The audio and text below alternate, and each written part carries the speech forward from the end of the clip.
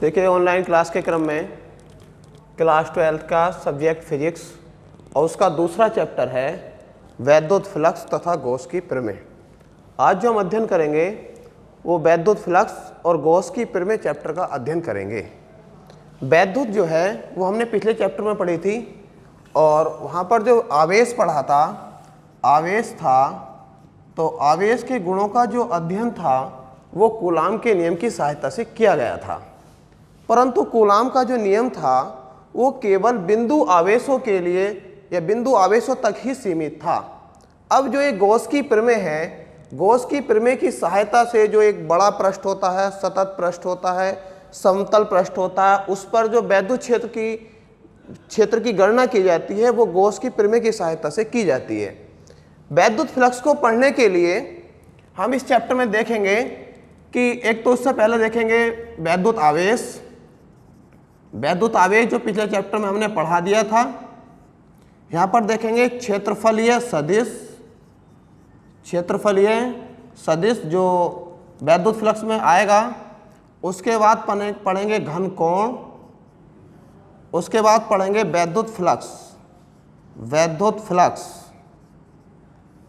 उसके बाद गॉस की प्रमेय, गॉस की प्रमेय, और फिर गॉस की प्रमेय के अनुप्रयोग, गॉस की प्रमेय के अनुप्रयोग। इन चीज़ों का अध्ययन हम इस चैप्टर के अंदर करेंगे।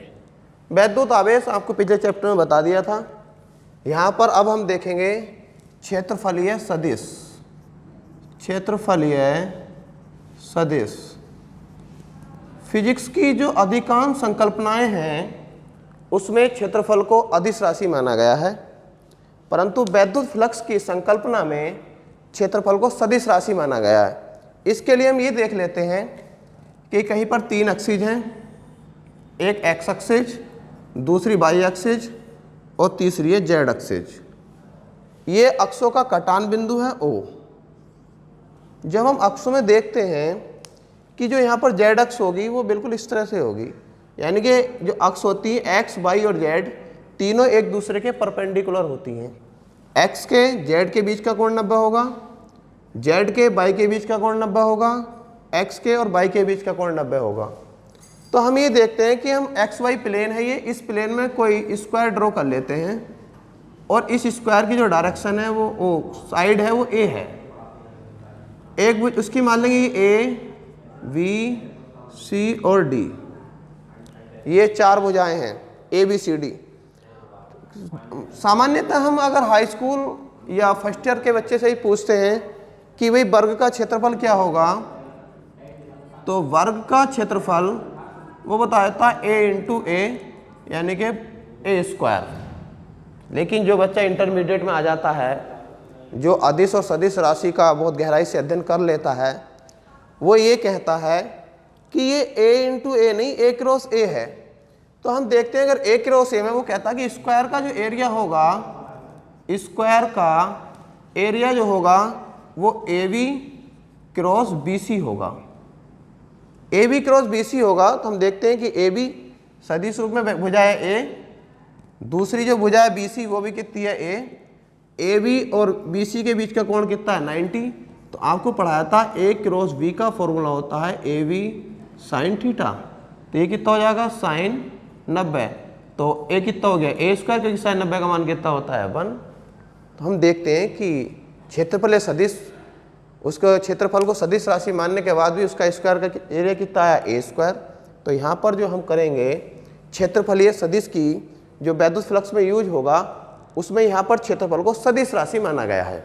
सदिश राशि में यह होता है कि क्षेत्रफल सदिश वो राशि होती है, अगर कोई राशि A है, क्षेत्रफल सदिश एरिया को A से लिखते हैं, उसका जो क्षेत्रफल सदिश राशि A होता है वेक्टर A, वो उस राशि के परिमाण और उसके लंबवत एकांक वेक्टर के बराबर होता है। यानी कि वेक्टर A बराबर A into n cap, n cap जो उसकी डायरेक्शन को शो करता है, सदिश राशि में ये होता है। अब उसके बाद आ जाता है घन कोण। घन कोण में ये होता है कि एक ये गोला है, एक गोला है, गोले में हम देखते हैं ये एक गोला है जिसका केंद्र है O। गोले का एक छोटा अवयव ले लेते हैं हम, ये अवयव है और इससे मिलाने वाली इसकी गोले की त्रिज्या वो कितनी है, R है। इस अवयव का जो क्षेत्रफल है वो dA है। पूरे पृष्ठ की संकल्पना करने के बाद हम छोटे से अवयव का कर लेते हैं। गोले का जो पृष्ठ है ये कोण है d ओमेगा। तो घनकोण जो होता है, किसी गोले का पृष्ठ गोले के केंद्र पर जो कोण अंतरित करता है उसे घनकोण ओमेगा कहते हैं। एक गोले का छोटा अवयव हमने लिया है dA, गोले की त्रिज्या है r। तो ये बताता है कि गोले का जो छोटे भाग का क्षेत्रफल dA अपॉन r स्क्वायर है, इसकी जो निष्पत्ति होती है वो एक नियतांक होती है जिसे घनकोण d ओमेगा के बराबर रखते हैं, यानी कि d ओमेगा बराबर dA अपॉन r स्क्वायर। पूरे गोले के पूरे पृष्ठ के कारण घनकोण या पूरे पृष्ठ द्वारा गोले के केंद्र पर अंतरित घनकोण ओमेगा बराबर हो जाएगा a अपॉन r। इसका पूरा पृष्ठ होता है जो फिजिक्स में dA d ओमेगा, ये d से जो चीज़ें चलती हैं ये आंशिक के लिए चलती हैं, छोटी चीज़ों के लिए चलती हैं। पूरे पृष्ठ का पूरा संपूर्ण लेते हैं तो d हट जाता है, ओमेगा बराबर हो जाएगा a अपॉन r स्क्वायर। लिख देंगे चूंकि गोले का जो क्षेत्रफल होता है वो a बराबर होता है 4 पाई r स्क्वायर। तो ओमेगा बराबर हो जाएगा 4 पाई r square upon r square. r square से r स्क्वायर कट जाएगा तो ये ओमेगा बराबर आ जाएगा 4 पाई, यानी घनकोण का जो मान होता है वो 4 पाई होता है। और घनकोण का मात्रक स्टेरेडियन होता है। अब यहाँ पर हम ये देख लें कि जो सदिश रूप में अगर हम देखते हैं इसको, ये कोई गोले का अवयव था, ये गोले का केंद्र था O, ये दूरी थी r, इसका जो एकांक वेक्टर था वो n कैप ऊपर की ओर था और dA वेक्टर ये था, इनके बीच का कोण कितना था, थीटा। ये dA है, इसको उसमें बंद भी कर लेते हैं। तो ये हो जाता है घनकोण, तब घनकोण ओमेगा बराबर हो जाता है d ओमेगा बराबर dA cos theta upon r square, जब n कैप और dA के बीच का एंगल थीटा होता है। अब वैद्युत फ्लक्स पढ़ने के लिए हमने क्षेत्रफलीय सदिश पढ़ा, घनकोण पढ़ा, इन दोनों का यूज इसके आगे वैद्युत फ्लक्स में होने वाला है। अब वैद्युत फ्लक्स देखेंगे। देखो, वैद्युत फ्लक्स के लिए हम पहले ये जानेंगे कि फ्लक्स क्या है। एक फ्लक्स जो है, फ्लक्स लैटिन शब्द से लिया गया है और जिसका अर्थ है प्रवाह। प्रवाह का मतलब फ्लो। किसी भी समतल पृष्ठ से वेग के प्रवाह और उसके क्षेत्रफल का जो गुणनफल होता है उसे हम फ्लक्स कहते हैं। यहाँ पर हम देखेंगे कि वैद्युत फ्लक्स, मैंने कहा कि किसी भी वैद्युत फ्लक्स जो होता है, वैद्युत क्षेत्र को हम बल रेखाओं के द्वारा रिप्रेजेंट करते हैं। वैद्युत फ्लक्स में किसी भी पृष्ठ से गुजरने वाली वैद्युत बल रेखाओं की संख्या को वैद्युत फ्लक्स फाई ई कहते हैं। वैद्युत फ्लक्स एक अदिश राशि है। अब हम ये देखेंगे गणितीय रूप में वैद्युत फ्लक्स जो होता है फाई ई, वो वैद्युत क्षेत्र वेक्टर ई और उस पृष्ठ के क्षेत्रफलीय सदिश वेक्टर ए के अदिश गुणनफल के बराबर होता है। यानी कि किसी भी पृष्ठ से गुजरने वाली वैद्युत बल रेखाओं की संख्या को वैद्युत फ्लक्स कहते हैं। अगर हम इसका मैथमेटिकल रूप देखते हैं तो मैथमेटिकल में जो वैद्युत फ्लक्स होता है वो उस पृष्ठ की वैद्युत क्षेत्र की तीव्रता वेक्टर ई और पृष्ठ के क्षेत्रफलीय सदिश वेक्टर ए के अदिश गुणनफल के बराबर होता है। ये कंडीशन जब होती है जब पृष्ठ समतल होता है। यदि पृष्ठ समतल नहीं है, पृष्ठ ऐसे इस तरह का पृष्ठ है और पृष्ठ के अनेक अवयव हैं और उन अवयवों पर वैद्युत क्षेत्र की तीव्रता अलग अलग है, मान लीजिए ये पृष्ठ है, इस पर वैद्युत क्षेत्र की तीव्रता E1, इसका क्षेत्रफल dA1 वेक्टर, यहाँ पर वैद्युत क्षेत्र की तीव्रता E2, क्षेत्रफलीय वेक्टर dA2 वेक्टर, यहाँ पर वैद्युत क्षेत्र की तीव्रता E3, क्षेत्रफलीय वेक्टर dA3, यानी कि पृष्ठ समतल नहीं है और पृष्ठ के प्रत्येक बिंदु पर वैद्युत क्षेत्र और क्षेत्रफलीय सदिश की डायरेक्शन अलग अलग है। तो फिर जो वैद्युत फ्लक्स होता है, तो उस वैद्युत फ्लक्स को हम फाई ई बराबर E1 dot dA1 vector plus E2 dot dA2 vector, और जितने भी पार्ट होते हैं, जितने भी अवयव होते हैं, सबके फ्लक्स को हम जोड़ देते हैं। जोड़ को हम सिग्मा से भी रिप्रेजेंट करते हैं, लेकिन यहाँ संपूर्ण पृष्ठ के लिए, संपूर्ण पृष्ठ के लिए वैद्युत फ्लक्स फाई ई हो जाता है, समाकलन लगाए जाते हैं, ए लिख देते हैं और वेक्टर ई डॉट वेक्टर ए। लेकिन यहाँ पर जो आवेश होगा, जो गॉसियन पृष्ठ के कारण बना रहता है, गॉसियन पृष्ठ वो पृष्ठ होता है जो किसी आवेश को परिवहन करता है। तो यदि पृष्ठ बंद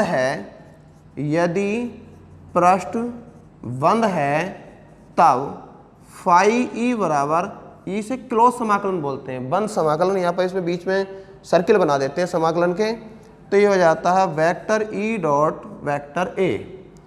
फाई ई बराबर ई ए कॉस थीटा, समाकलन का निशान लगा देंगे। अगर कहीं छोटा अवयव है तो छोटे अवयव में डी ए भी ले सकते हैं, जैसे dA1 dA2 dA3, तो यहाँ पर डी भी लगा सकते हैं, डी ए छोटा अवयव होगा, छोटा अवयव का डी लगा देंगे तो ये हो जाएगा dA, और फाई ई बराबर हो जाएगा ई ए कॉस थीटा। यदि थीटा बराबर 0 हो तो फाई ई बराबर कितना हो जाएगा ई ए, ऐसा लिख सकते हैं। या हम जानते हैं कि vector A dot vector B का फॉर्मूला होता है ए बी कोस थीटा, तो इसे ये भी लिख सकते हैं फाई ई बराबर वेक्टर ई डॉट वेक्टर ए। ठीक है, अब हम देखेंगे वैद्युत फ्लक्स का मात्रक। वैद्युत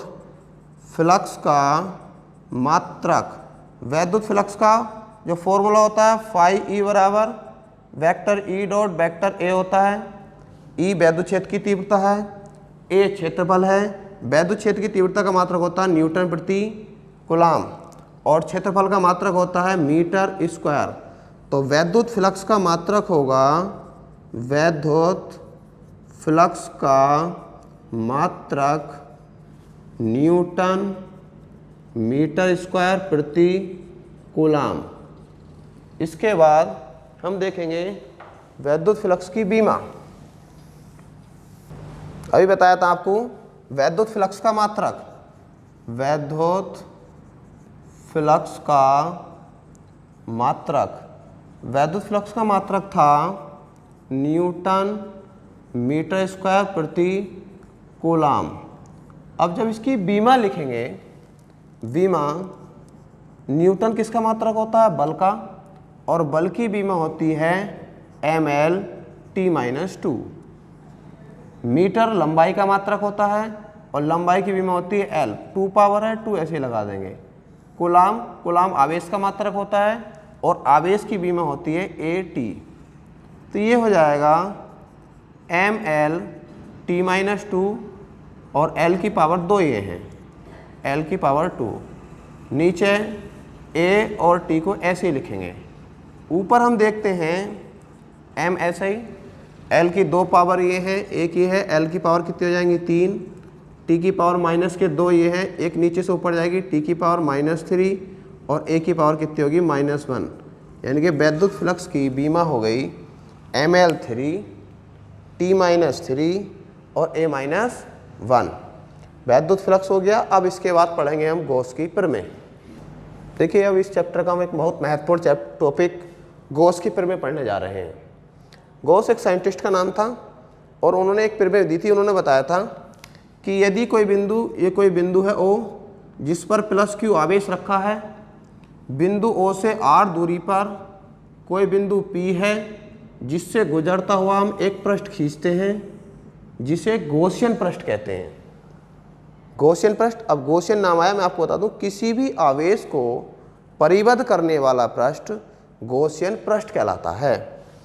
तो गॉस ने ये बताया था कि किसी भी बंद पृष्ठ से गुजरने वाला वैद्युत फ्लक्स फाई उस पृष्ठ में उपस्थित आवेश Q का 1/ε0 गुना होता है। ये गॉस की प्रमेय होती है। दोबारा सुन लेंगे। उन्होंने बताया था गॉस ने कि किसी भी बंद पृष्ठ से गुजरने वाला वैद्युत फ्लक्स फाई उस पृष्ठ में उपस्थित आवेश Q का 1/ε0 गुना होता है। ये गॉस की प्रमेय है। इसको हम प्रूफ करेंगे यहाँ पर। तो इसके लिए हम देखते हैं कि एक बिंदु O है जिस पर प्लस Q आवेश रखा है। बिंदु O से r दूरी पर कोई बिंदु P है जिससे गुजरता हुआ हम एक पृष्ठ खींचते हैं। यदि इस पृष्ठ के किसी अवयव का क्षेत्रफल, पृष्ठ का कोई अवयव है और इस अवयव का क्षेत्रफल dA है, बिंदु O से इसके सिरों को मिला लेंगे तो इस पर उत्पन्न वैद्युत क्षेत्र वेक्टर E और क्षेत्रीय सदिश dA वेक्टर की दिशा चित्रानुसार होगी। ये बीच का कोण कितना मान लेंगे हम, थीटा। तो हम देखते हैं प्रूफ में, इस अवयव का वैद्युत फ्लक्स, नोट्स में आपको पूरी कंप्लीट थ्योरी मिलेगी और थ्योरी में चाहे समझ लें, एक बार ये लिख लेते हैं कि माना कोई बिंदु हो जिस पर प्लस Q आवेश रखा है, बिंदु O से r दूरी पर कोई बिंदु P है जिससे गुजरता हुआ एक पृष्ठ खींचते हैं जिसे गॉसियन पृष्ठ कहते हैं। यदि इस पृष्ठ के किसी अवयव का क्षेत्रफल dA हो तो बिंदु P पर उत्पन्न वैद्युत क्षेत्र वेक्टर E और क्षेत्रीय सदिश dA वेक्टर की दिशा चित्रानुसार होगी। उसके बाद लिखते हैं कि इस अवयव का वैद्युत फ्लक्स, अवयव है छोटी चीज़ है क्योंकि ये जो पृष्ठ होगा ऐसे अनेक छोटे छोटे अवयवों से मिलकर बना होगा। तो किसी एक अवयव है तो अवयव का जो वैद्युत फ्लक्स है वो d फाई ई से रिप्रेजेंट कर लेते हैं। फाई ई संपूर्ण पृष्ठ का होता है और पृष्ठ के अगर छोटे छोटे अवयव मान लिए हैं तो उसके छोटी चीज को फ्लक्स में रिप्रेजेंट करने के लिए d लगा देते हैं। उसका क्या, d फाई बराबर होगा vector E dot dA vector. संपूर्ण पृष्ठ, पूरे पृष्ठ से गुजरने वाला वैद्युत फ्लक्स वो हो जाएगा फाई ई बराबर क्लोज समाकलन लगा देंगे vector E dot dA vector. A dot V का फॉर्मूला AV cos थीटा, तो फाई ई बराबर हो जाएगा E dA cos थीटा। देखेंगे वी नो दैट हम जानते हैं कि, और हमने पिछले चैप्टर में पढ़ा भी था, वैद्युत क्षेत्र कूलाम में पढ़ा था कि E बराबर 1/4πε0 Q/r²। ये वैद्युत क्षेत्र की तीव्रता का फॉर्मूला होता है। यहाँ पर E का मान रख देंगे, तब ये हो जाएगा फाई E बराबर क्लोज समाकलन 1/4πε0 Q/r² और dA cos थीटा। Q/4πε0 को बाहर लिख सकते हैं तो ये हो जाएगा फाई E बराबर Q/4πε0 बाहर, अंदर बचेगा dA cos θ/r²। जो चैप्टर की शुरुआत में ही आपको घन कोण के बारे में बताया था कि घन कोण d ओमेगा का मान dA cos θ/r² होता है, तो यहाँ पर हम dA cos θ/r² के स्थान पर घन कोण d ओमेगा रख देंगे, तब ये हो जाएगा फाई E बराबर Q/4πε0 और ये हो जाएगा d ओमेगा लिख देंगे, चूंकि घन कोण d ओमेगा बराबर होता है dA cos θ/r²। पूरे पृष्ठ का होता है तो ओमेगा हो जाता है, पूरे पृष्ठ में ओमेगा हो जाता है। यहाँ पर d ओमेगा का मान वहाँ पर आया था फाई E बराबर Q/4πε0, समाकलन करेंगे तो ये ओमेगा हो जाएगा। फाई E बराबर Q/4πε0 और ओमेगा का मान कितना होता है 4π, 4π से 4π कट जाएगा, तो फाई E बराबर कितना हो गया Q/ε0। यही हमें प्रूफ करना था। एक बार फिर समझ लेंगे, गॉस की प्रमेय में इंपॉर्टेंट टॉपिक है। गॉस ने बताया था कि किसी भी बंद पृष्ठ से गुजरने वाला वैद्युत फ्लक्स फाई ई उस पृष्ठ में उपस्थित आवेश Q का 1/ε0 गुना होता है। इसके लिए अब जब इसको प्रूफ करते हैं तो मान लेते हैं कि कोई बिंदु O है जिस पर प्लस Q आवेश रखा है, बिंदु O से r दूरी पर कोई बिंदु P है जिससे गुजरता हुआ हम एक पृष्ठ खींचते हैं। ये पृष्ठ गोलाकार किस तरह का भी हो सकता है, जिसे गॉसियन पृष्ठ कहते हैं। यदि इस पृष्ठ का कोई अवयव है ले लेंगे जिसका क्षेत्रफल dA है, तो उस पर उत्पन्न वैद्युत क्षेत्र वेक्टर E और क्षेत्र सदिश dA वेक्टर की दिशा चित्र के अनुसार होगी। फिर देखते हैं तब इस अवयव का वैद्युत फ्लक्स, इस अवयव का वैद्युत फ्लक्स अवयव है तो D लगा देंगे, d फाई E बराबर vector E dot dA vector. संपूर्ण पृष्ठ का लेते हैं, संपूर्ण पृष्ठ से गुजरने वाला वैद्युत फ्लक्स, तो समाकलन लगा देंगे, समाकलन में d हट जाता है, फिर हो जाएगा इसका phi E vector E dot dA vector. A dot V का फॉर्मूला होता है AV cos थीटा। हम जानते हैं पिछले चैप्टर में पढ़ा था वैद्युत क्षेत्र की तीव्रता जो होती है वो 1/4πε0 Q/r² होती है। यहाँ पर E का मान रखेंगे तब ये हो जाएगा 1/4πε0 Q/r² और dA cos थीटा। अब Q/4πε0 को बाहर लिख लेंगे, अंदर बचेगा dA cos θ/r²। dA cos θ/r² घनकोण होता है और घनकोण किसी अवयव का तो d ओमेगा से रिप्रेजेंट करते हैं, d ओमेगा कर देंगे, d ओमेगा का समाकलन हो जाएगा ओमेगा और घनकोण ओमेगा का मान होता है 4π से 4π कट जाएगा, तो फाई E बराबर हो जाएगा Q/ε0। ये गॉस की प्रमेय का प्रूफ हो गया। इसके बाद हम पढ़ेंगे गॉस की प्रमेय के अनुप्रयोग। देखिए अब पढ़ेंगे हम गॉस की प्रमेय के अनुप्रयोग। गॉस की प्रमेय का कहाँ कहाँ प्रयोग किया गया है, क्या होता है गॉस की प्रमेय से। तो इसका पहला अनुप्रयोग है कि अनंत लंबाई के सीधे तार के निकट वैद्युत क्षेत्र की तीव्रता हम ज्ञात करेंगे। हम देखते हैं कि ये कोई अनंत लंबाई का तार है, बेलनाकार तार होता है। ये तार है जो एक समान रूप से धनावेशित है। तार के निकट r दूरी पर, तार के निकट r दूरी पर कोई बिंदु P है जिससे गुजरता हुआ हम एक बेलनाकार पृष्ठ खींचते हैं। क्योंकि तार बेलनाकार है, तार को कवर्ड करेगा तो वो जो पृष्ठ होगा वो भी बेलनाकार होगा।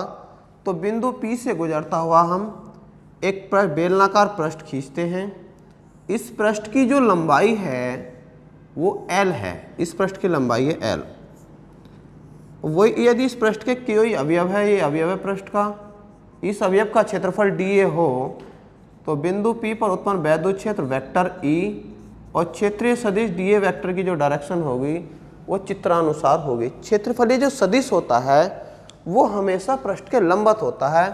तो यहाँ पर हो जाएगा dA वेक्टर ऊपर की ओर हो जाएगा और वैद्युत क्षेत्र हो जाएगा डायरेक्शन में। अब हम ये देखते हैं गॉस की प्रमेय का प्रयोग करना हमें, तो वो ये इस अवयव का हम वैद्युत फ्लक्स देखेंगे, लिखेंगे। फिर थ्योरी में वही लिखना कि माना अनंत लंबाई का कोई तार जो एक समान रूप से धनावेशित है, तार के निकट r दूरी पर कोई बिंदु P है जिससे गुजरता हुआ हम एक बेलनाकार पृष्ठ खींचते हैं। यदि इस पृष्ठ के किसी अवयव का क्षेत्रफल dA हो तो बिंदु P पर उत्पन्न वैद्युत क्षेत्र वेक्टर E और क्षेत्र सदिश dA वेक्टर की दिशा चित्रानुसार होगी। अब देखेंगे इस अवयव का वैद्युत फ्लक्स, इस अवयव का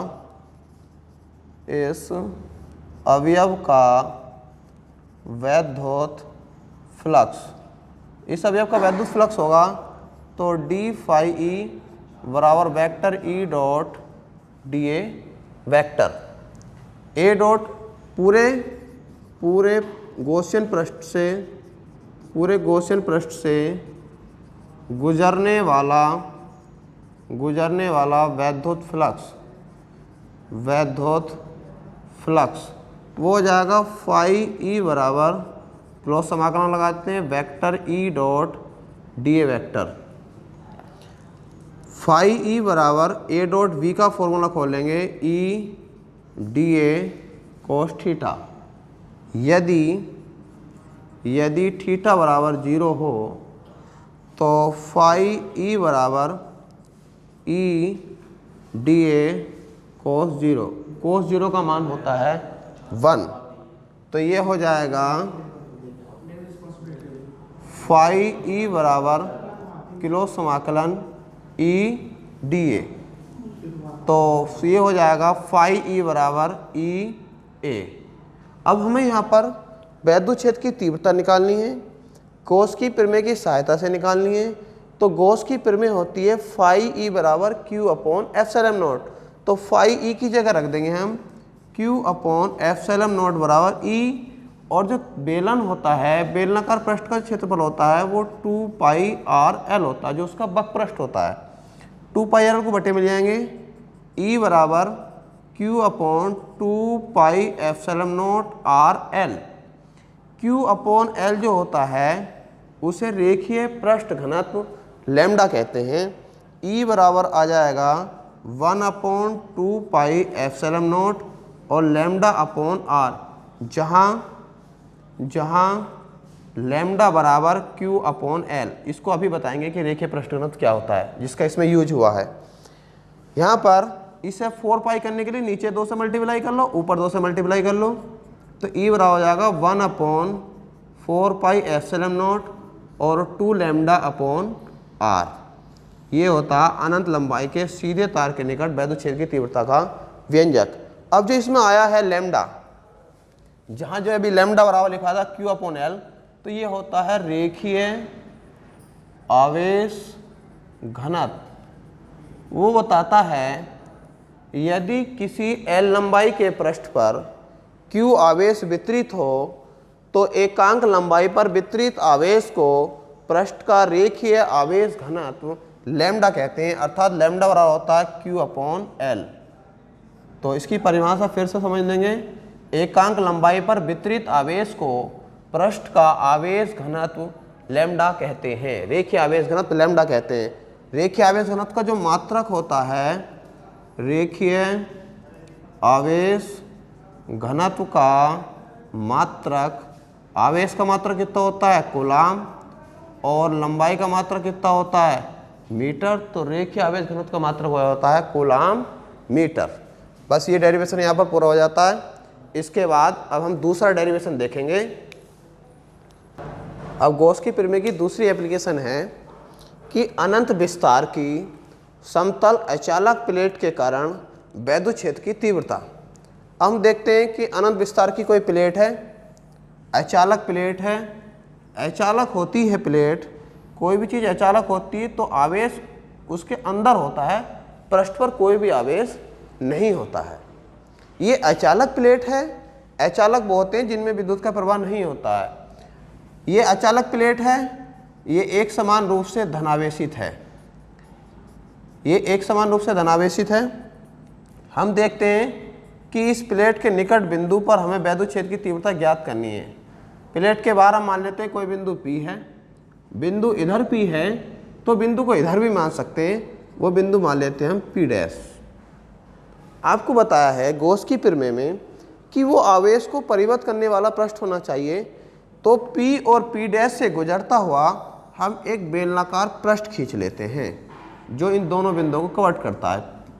ये हमने पृष्ठ खींच लिया। यदि इस अवयव का क्षेत्रफल dA हो तो यहाँ पर वैद्युत क्षेत्र वेक्टर E और क्षेत्र सदिश कितना होगा dA वेक्टर। ऐसे यहाँ पर वैद्युत क्षेत्र होगा E और क्षेत्र सदिश कितना होगा dA वेक्टर। समान क्षेत्रफल के ही दोनों पृष्ठ होंगे। ये आवेश को प्रयुक्त कर रहा है, ये आवेश है Q, ये पॉइंट है यहाँ से यहाँ तक R।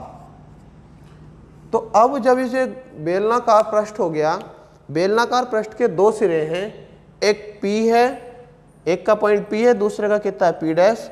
तो दोनों पृष्ठ से गुजरने वाला वैद्युत फ्लक्स देखेंगे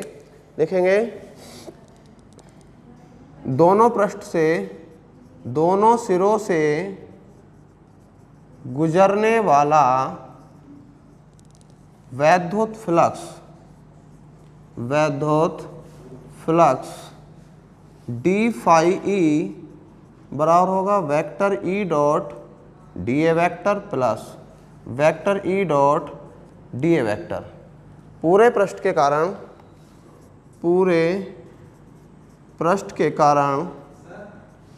वैद्युत फ्लक्स ये हो जाएगा फाई E बराबर क्रॉस समाकलन लगा देंगे vector E dot dA vector plus vector E dot D A vector, दोनों ऐड हो जाएंगे। फाई ई बराबर 2 और vector E dot D A vector, A dot B का फॉर्मूला होता है ए वी कोस थीटा। तो फाई ई बराबर 2 ई और डी ए कोस थीटा। यदि थीटा बराबर 0 हो तब हो जाता है फाई ई बराबर 2 ई डी ए कॉस 0। कॉस 0 का मान 1, डी ए का समाकलन ए हो जाएगा, तो फाई ई बराबर हो जाएगा 2 ई ए। गॉस की प्रमेय का प्रयोग करना है, तो गॉस की प्रमेय होती है फाई ई बराबर क्यू अपॉन एप्सिलॉन नॉट बराबर हो गया 2 ई ए। ई का मान निकालना है, 2a को बटे में ले आएंगे, q upon 2 epsilon not a बराबर कितना हो गया e, या e बराबर हो जाएगा 1/2 epsilon not into q upon a। q upon a को कहते हैं हम पृष्ठ आवेश घनत्व सिग्मा। समतल पृष्ठ आवेश घनत्व सिग्मा बराबर होता है q अपॉन a, यानी कि एकांक क्षेत्रफल पर वितरित आवेश को पृष्ठ आवेश घनत्व सिग्मा कहते हैं। यानी कि q अपॉन a के स्थान पर हम लिख देंगे सिग्मा, तो E बराबर हो जाएगा सिग्मा अपॉन 2 एप्सिलॉन नॉट। तो समतल आवेशित प्लेट के कारण जो वैद्युत क्षेत्र की तीव्रता होती है उसका फॉर्मूला आ जाता है E बराबर सिग्मा अपॉन 2 एप्सिलॉन नॉट। अब जो यहाँ पर सिग्मा आया है, सिग्मा को कहते हैं हम, सिग्मा होता है पृष्ठ आवेश घनत्व। वो कहता है कि यदि किसी पृष्ठ का क्षेत्रफल a हो और उस पर वितरित आवेश q हो, तो एकांक पृष्ठ क्षेत्रफल पर वितरित आवेश को आवेश का पृष्ठ घनत्व सिग्मा कहते हैं, अर्थात सिग्मा बराबर होता है q अपॉन a। पृष्ठ आवेश घनत्व का जो मात्रक होता है, आवेश का मात्रक होता है कूलाम और क्षेत्रफल का मात्रक कितना होता है मीटर स्क्वायर। तो पृष्ठ आवेश घनत्व का मात्रक हो जाता है कूलाम प्रति मीटर स्क्वायर। अब इसके बाद एक डेरिवेशन और देखेंगे। अब देखेंगे हम एक समान रूप से आवेशित गोलीय कोश के कारण वैद्युत क्षेत्र की तीव्रता ज्ञात करेंगे। इसमें 3 कंडीशन होती हैं। पहली कंडीशन है कि जब बिंदु कोश के बाहर है, सेकेंड कंडीशन है जब बिंदु कोश के पृष्ठ पर है, और थर्ड कंडीशन है जब बिंदु कोश के भीतर है। तो हम ये देख लेते हैं कि कोई गोलीय कोश के लिए उसका कोई गोलीय कोश है जिसका केंद्र है O, उसकी त्रिज्या R है। ये कोई गोलीय कोश है जिस पर प्लस q आवेश एक समान रूप से वितरित है। आपको 3 कंडीशन में वैद्युत क्षेत्र की तीव्रता ज्ञात करनी है, जब बिंदु कोश के बाहर, कोश के पृष्ठ पर और कोश के भीतर है। इसके लिए हम ये मान लेते हैं कि बिंदु O से R दूरी पर कोश के बाहर कोई बिंदु P है और जिस पर हमें वैद्युत क्षेत्र की तीव्रता ज्ञात करनी है इस बिंदु पर। इसका कोई अवयव मान लेंगे, इसका अवयव का क्षेत्रफल कितना है dA, तो बिंदु P पर वैद्युत क्षेत्र की तीव्रता वेक्टर E और क्षेत्र सदिश होगा dA वेक्टर। चूंकि गॉस की प्रमेय की सारी एप्लीकेशन है, सभी डेरिवेशनों की शुरुआत बिल्कुल वही होती है कि इस अवयव का वैद्युत फ्लक्स। अब एक बार पॉइंट कोश के बाहर, अगली बार में कोश के पृष्ठ पर, और थर्ड कंडीशन जो उसमें दी है कि जब बिंदु कोश के भीतर है। कोश के भीतर तो एक गोला ड्रॉ कर लेते हैं और उसकी रेडियस मान लेते हैं हम r'। अब हम देखेंगे, पहले पार्ट को देखेंगे। जब बिंदु कोश के बाहर है, कोश के बाहर है, तो हम देखते हैं कि कोश के बाहर बिंदु P है जो उसका एक अवयव है, उसका क्षेत्रफल dA है। तो इस अवयव का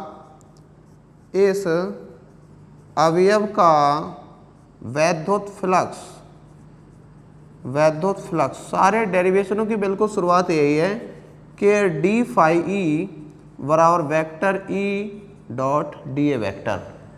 पूरे पृष्ठ का या पूरे पृष्ठ से गुजरने वाला वैद्युत फ्लक्स वो होगा फाई ई बराबर क्लोज समाकलन लगा देते हैं और vector E dot dA vector. A dot B का फॉर्मूला होता है A V cos theta. A V cos theta होगा तो फाई ई बराबर E D A cos theta. इनका कुछ यदि थीटा बराबर 0 हो तो फाई ई बराबर E D A cos 0। Cos 0 का मान होता है 1। गॉस की प्रमेय का उपयोग करना है तो गॉस की प्रमेय होती है फाई ई बराबर होता है क्यू अपॉन एप्सिलॉन नॉट बराबर ई और D A. Q upon epsilon not बराबर हो जाएगा ई ए। गोलीय कोष है, गोलीय कोष का जो क्षेत्रफल होता है यहाँ पर लिख देंगे, चूंकि ए बराबर होता है 4 पाई आर स्क्वायर, ये गोलीय कोष का क्षेत्रफल होता है। ए का मान रखेंगे तो Q अपॉन एप्सिलॉन नॉट बराबर E और 4 पाई आर स्क्वायर। ई का मान निकालना है, 4 पाई आर स्क्वायर को नीचे ले जाएंगे तो ये तब हो जाएगा E बराबर 1 अपॉन 4 पाई एप्सिलॉन नॉट और Q अपॉन आर स्क्वायर। ये एक पॉइंट हो गया जब बिंदु कोष के बाहर है। सेकंड पॉइंट हम देखते हैं कि जब बिंदु कोष के पृष्ठ पर है, कोष के पृष्ठ पर है। कोष के पृष्ठ पर हम देखते हैं कि जो ये पॉइंट P है, ये जब यहाँ पर आ जाएगा, इस पॉइंट पर आ जाएगा तो जो स्मॉल r है वो कैपिटल R के इक्वल हो जाएगा। बाकी सारी कंडीशन बिल्कुल सेम रहेंगी। जहाँ पर इस फॉर्मूले में स्मॉल r आया है उसमें स्मॉल r के स्थान पर कैपिटल R हो जाएगा, क्योंकि P जो है अब गोले के पृष्ठ पर आ जाएगा। गोले की त्रिज्या है r, गोले पृष्ठ पर स्मॉल r और r कितना रख देंगे कैपिटल R। तब फॉर्मूला हो जाता है E बराबर 1 अपॉन 4 पाई एप्सिलॉन नॉट और Q upon R square. Third condition उसने कहा है कि जब बिंदु कोष के भीतर है, जब बिंदु कोष के भीतर है, हम देखते हैं कि जो आवेश है वो कोष के बाहर है। कोष के भीतर कोई भी आवेश नहीं है, कोष के भीतर कोई आवेश नहीं है, तो उससे गुजरने वाला जो वैद्युत फ्लक्स होगा वो फाई ई 0 होगा। जब फाई ई 0 होगा तो कोष का जो वैद्युत फ्लक्स होगा फाई ई बराबर E D A cos theta. Phi E 0 होगा, जब फाई ई को 0 रखेंगे तो ये हो जाएगा ई डी ए कॉस थीटा। तो ई बराबर कितना आ जाएगा 0, यानी कि कोष के भीतर कोई भी वैद्युत क्षेत्र नहीं होता है। इस चैप्टर की थ्योरी यहाँ पूरी हो जाती है। इसके बाद आपको ये चैप्टर कॉपी में नोट कर लेना है। पहला दूसरे चैप्टर के एनसीईआरटी में न्यूमेरिकल एक साथ हैं, तो दोनों चैप्टर के न्यूमेरिकल आपको एक साथ करा दिए जाएंगे। इस चैप्टर को ध्यान से पढ़ लेंगे और अपनी कॉपी में नोट कर लेंगे। धन्यवाद।